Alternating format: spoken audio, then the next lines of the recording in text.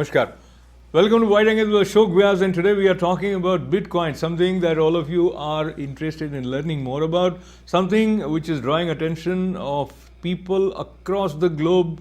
What is this cryptocurrency and how it is operating, why it came into being and why it is so popular, and what made it so popular in India recently was some news item wherein we heard that Big B lost so much or Big B gained so much, and if Big B's eyes are towards Bitcoin, then we also want to learn more about it. And to help us understand how this currency operates, we are fortunate to be welcoming someone who has been teaching all his life, if I say, but at least for 14 years as professor, and that was in civil engineering, the place where he also was president of Nagpur Junior Chambers. And then, before I go further, let me take this opportunity of welcoming Sachin Garg ji. Sachin ji, स्वागत है आपका. Namaskar. Namaskar, namaskar. Sachin ji, on the one hand, you are a civil engineer. Of course, you taught civil engineering. You were active with this Junior Chamber of Commerce in Nagpur Junior Chamber. But that was in India.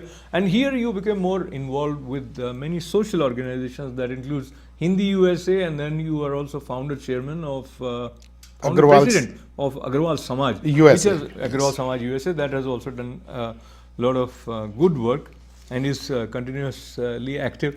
How you found yourself drawn towards Bitcoin when you became interested that let me learn more about it? Ashokji, very interesting story. And this was like 7 years back. My son calls me and tells, Dad, there's something like Bitcoin and it's like $25. Can I buy 20 of them? Give me $500. He was studying that time. I said, come on, concentrate on your study. Forget this. Forget. Recently, again, when the things started coming in news, and so one of my friend in Agrawal Samaj told me that, have you heard about the Bitcoin? So yeah. And then he explained something. I started reading more, and more. And then I invested little. And once I did that, so I went much into detail of that. So that's the way I got interested. So before we talk about the details, many of our viewers probably have heard Bitcoin, but they don't know what Bitcoin is. And so as a layman, if I start thinking, like I have a quarter, then that coin is something that I can hold on to. But this Bitcoin, does it really exist materially, or how it operates? Ashokji, this is a little different concept. I have to take you to back to the history. If you remember in our olden days, how the people used to transact. Somebody used to have rice and he has to buy wheat. So he will give the rice to the person and he will exchange. There was nobody involved, but they were doing the business. This is the first example. Second example, you travel a lot, right? Everybody travel, we all. Yes. Get. We get a points, airline. Airline Right. give you point. Correct. And you can buy anything from point if you have 1 million point or, So is there a dollar involved in that? No. Yes and no both. Yes and no both, of course.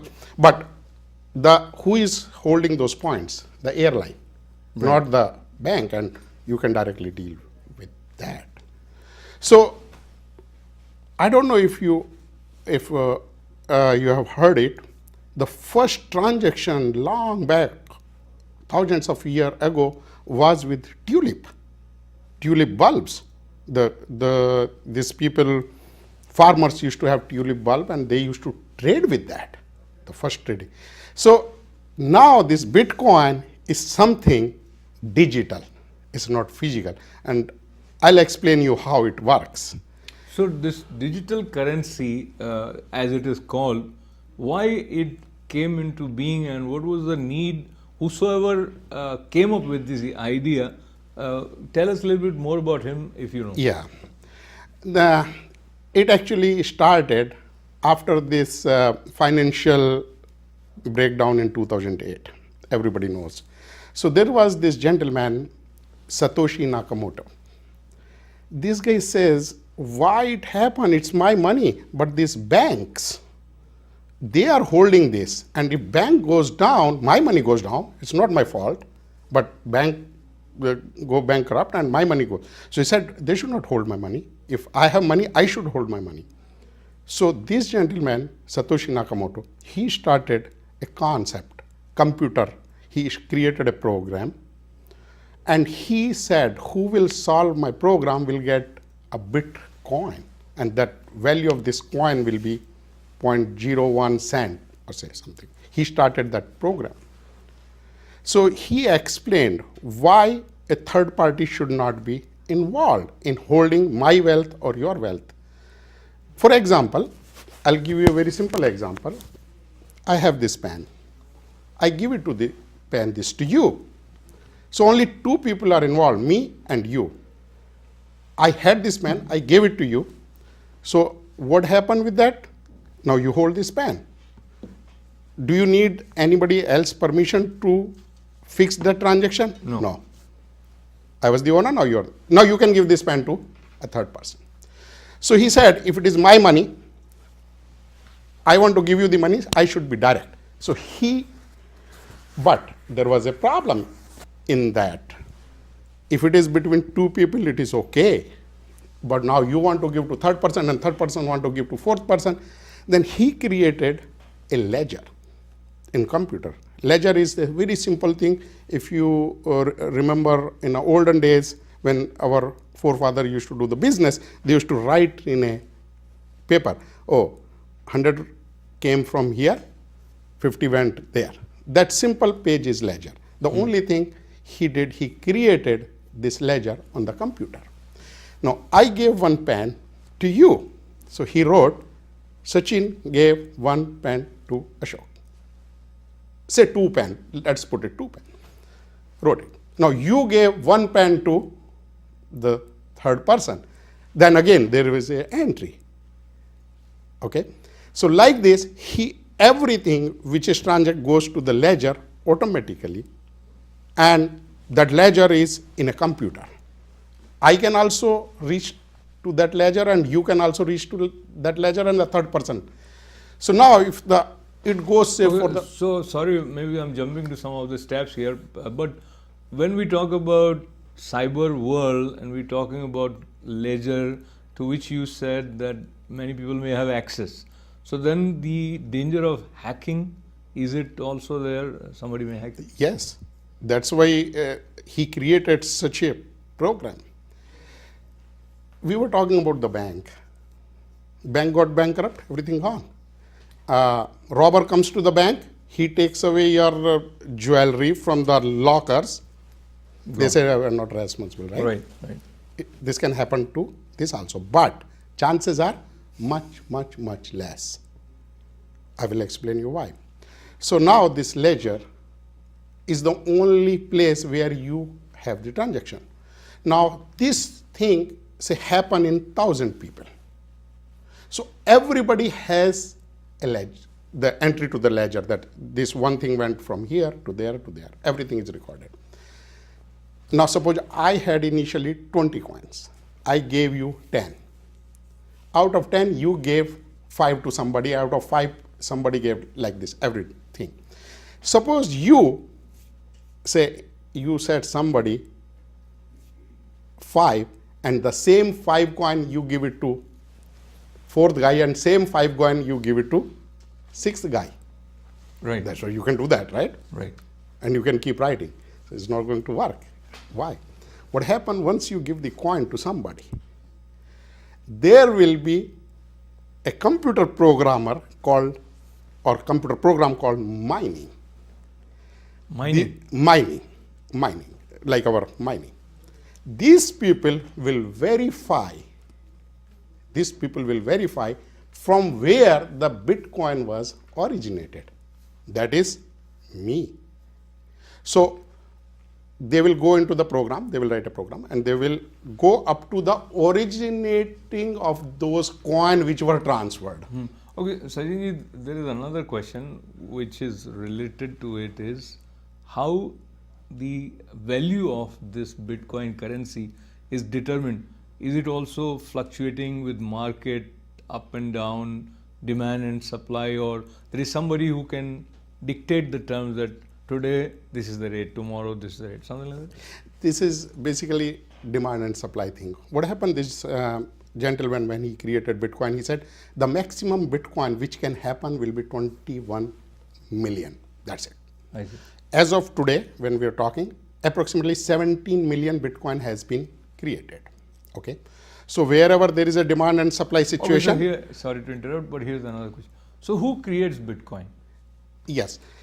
He wrote a program. No, he wrote such a program that 21 million Bitcoin will be created, but now these are created automatically.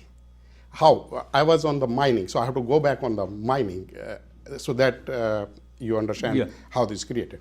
So now I transact to you, you transact to. So any transaction has to be verified to the originating guy, who, from where this came. So here, so they know that yes, I gave 10 only to you. So you cannot give 20 because you only had 10. So this is verifiable, right? So you cannot cheat basically. Right. Nobody can cheat. So this guy who is doing this mining, these are called miner.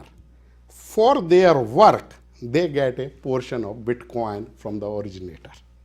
So now those miners actually get the original Bitcoin. Like from treasury, you get $1, somebody get $1, original dollar.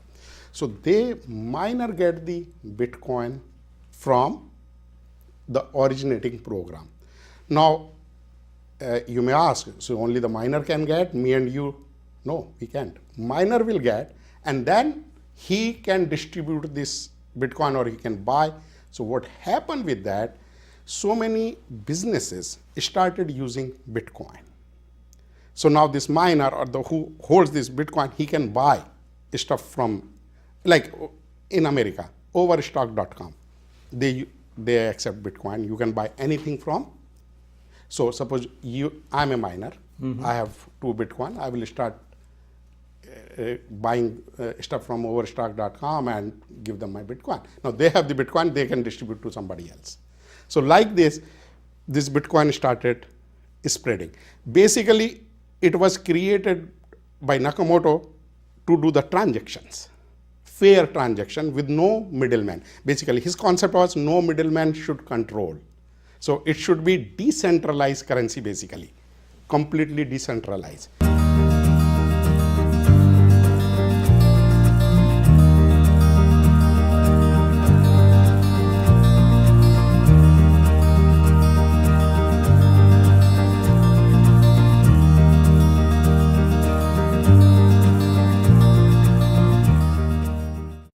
We are familiar with currency which is related to government of a particular country.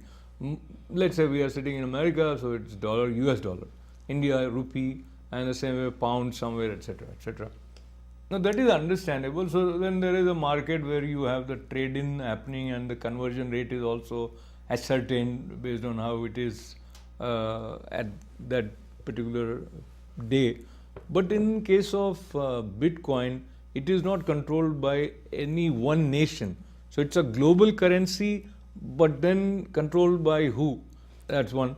And secondly, what is the advantage and disadvantage? Okay, one, who controls it?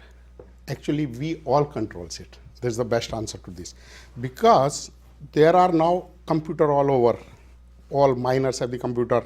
So everybody controls it. That's the beauty of this. Everybody controls it. Nobody can cheat.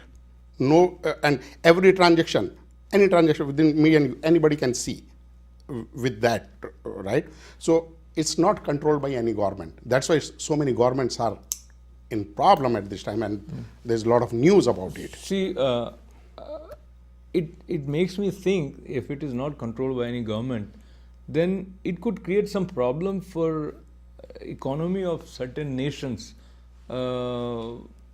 Maybe it could work towards fluctuating some market rates in a way which may not work in favor of the economy of that particular country.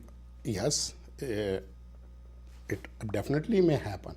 Recently, South Korea already started, against it. But nobody has, as of now, no country has said it is illegal. Very interesting. Why not? No.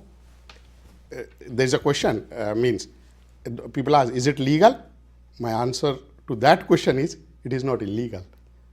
You know what I'm saying? I mean, even in US, India, all countries, they have exchanges. They are only, means somehow they cannot control because there is no dollar involved. There is no money directly involved. It is involved, of course it is involved. But once you have a Bitcoin, you are transacting with the Bitcoin between two people and they are doing so.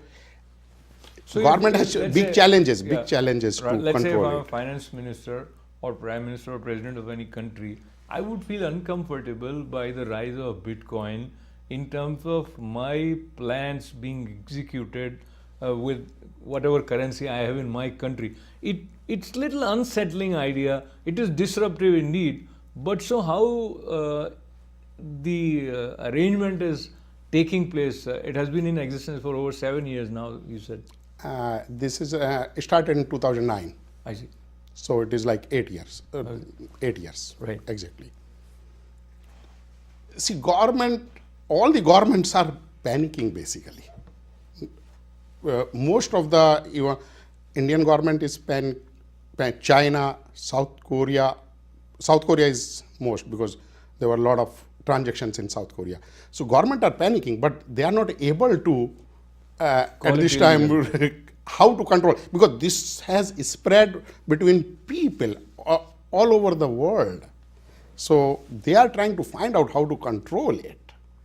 Okay, so how people made money? Because we heard some news items, people made a lot of money and people lost also. How that happens? And allow me to ask you, if someone created Bitcoin, it is like a concept of digital currency. It is cryptocurrency. So one guy did it, and there must have been more people who came up with similar currency. Yeah, around 1,496 as of now. Oh man! Because he was the first, but Bitcoin was the first. But now people got it's a basically computer program you have to create, and people created in India. Reliance is creating its currency. You must have so heard. If we hear that he lost so much money or he made so much money, so where the actual currency is coming into play? Let's say if I say it's $1,000 or $10,000 for one Bitcoin or 25, I'm not going by exact figure. So how it is determined and who pays to whom? Actually, that is basically still the regular currency is in play. Basically, what happens when he created, he put the price of 0.1 cent for each coin. When in 2009, if somebody has, when it started getting popularity, and people can buy in Europe, people can buy the pizza with that. So they started buying the Bitcoin from the miners. As I said, you can get Bitcoin in a couple of ways. You can mine it, then you get original, or you can buy it. You can mine it or you can buy it, right? So people started buying from the miners. This is easy way of transacting. I don't have to go through bank. If I have a Bitcoin, I want to give you money from India, and you are in America, I can give within like 5 minutes with no fees. I just transfer the Bitcoin to you. So people started buying the Bitcoin in place of mining the Bitcoin, from where the prices started increasing. Because then so then, Sachin, this is directly an illegal activity happening, because this is Hawala, basically. Though they may not be able to pinpoint it, but someday they... Yes. As I said, nobody has said it is illegal. No. And yes, people are using for illegal activities. People are using for drugs and all those things. And that's why the government is concerned, but they cannot, because it is so much spread and it is between the people now, between the people. Between the two people, like I said, so you have a physical thing, you give it to me, the government is not even coming in middle, because each Bitcoin is a number. If you see Bitcoin, how it comes, it's an address, 34 characters. I see. 34 character address given to you, and you have say 2 Bitcoin on that address. I have 1 Bitcoin, I have my address. We just exchange the address and that's it. No name, nothing. You don't have to give your name, you don't have to give your phone number, and your money is transferred with the address. So what you are exchanging is numerical data. 34 character 34 characters. address. That's it. Now, there is another term, blockchain, that one often reads in the context of Bitcoin. What is that? Yes. I was explaining earlier. Let's go back. I Mining. gave you, not mining, before mining. I gave you, say I had 20 Bitcoin. I gave you 10. You gave 5 to somebody, and that 5 gave it to 4. So every person is a block. Every person is a block. Now this block went 1 to second to third, like 1,000 people. So this became so many blocks. Okay. So what this guy did, he said a miner will check on all the blocks from where the money was originated. I see. Even you gave 0.001 Bitcoin to somebody.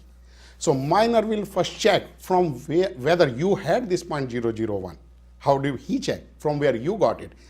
So it goes to another block. Oh, we're here. So he has to reach to the original who had it. So this process is called blockchain and miner. So miner write a program to find the originator. So that is called verification process. And there where this blockchain and miner come into picture. Right. And miner get a piece of Bitcoin for his work. Original Bitcoin. So original Bitcoin, and now Bitcoin, the way we look at Bitcoin, some people are interested in finding whether they should invest in Bitcoin, and then some people are still trying to understand whether it is legal or not. So you said it is not illegal, though it is not legal, it is not regulated, it is not controlled. But talk to me a little bit about Bitcoin as a tool of investment, like people invest in shares or mutual funds, or should we put Bitcoin in that category, or it's a separate thing? Actually, it has started like an investment right now, but I won't put it as an investment because people do not know about it. People started putting the money in this. If you must have heard few days back, one Bitcoin was selling for $20,000. Today it is like $11,000. So it is fluctuating too much. So I will not suggest that to use this as an investment tool. But yes, people are doing it. Yes, they are doing it. They are taking risk. But not a very intelligent idea at this time. But maybe in future, there may be a future of Bitcoin where everything is going. But because the government is not regulating, government is not even saying it is illegal, but not even regulating. So it is in middle basically. If we go towards your experience of civil engineering, and we talk about material, and you are in the construction business also. So if you create something, these are the bricks and stones, and there's a concrete thing, something that you can touch, and it has the value, it's providing shelter and all that. And then it makes sense that if this was like $10 million of a house, it may be overpriced. Still, there is something you can see it. Now, in case of these new cryptocurrencies that are coming, and you said it came and this is now $1 billion. So, what is the value addition by this, which is resulting into this kind of money? Because people are transacting with that basically. If the companies are using them as a business transaction, if they don't use as a business transaction, there will be no value. Every coin, few people are taking for their business. As I said earlier, you have a point from airline. You accumulate the point, but you use it. If nobody use those points, it won't have any value. Or airline give you certain things for that. Same thing, Bitcoin you can buy something from that. If no industry take Bitcoin, that will flop. So, Sachin, I appreciate your having taken interest in Bitcoin and helping us understand. But based on your experience so far, what is your feeling? Are you happy with your whatever investment you made in Bitcoin? And was there any anxiety that you are going to lose your money, or was there any great excitement so far? The way I did it, I'll tell your spectators. I put very small amount just to check it. If I lose it, I don't lose my sleep. So I will, suggest honestly, you just put that money at this time, which you can, lose without losing your sleep. There's the only suggestion. People are making money, but that's a purely, this time it's a gamble. At this time it's not stable at this time. Down the lane, will it be stable?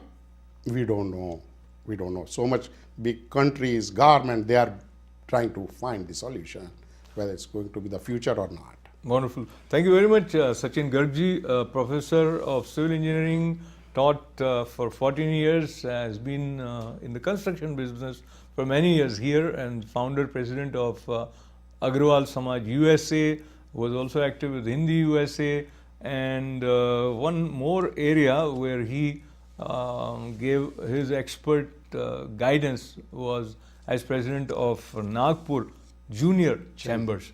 Learned so much from you about Bitcoin, sir. Thank you very much. Thank you, Ashokji. Thank you, namaskar. And thanking Sachinji as well as all of you for being with me on this journey of learning more about Bitcoin with lots of good wishes. This is Ashok Vyas.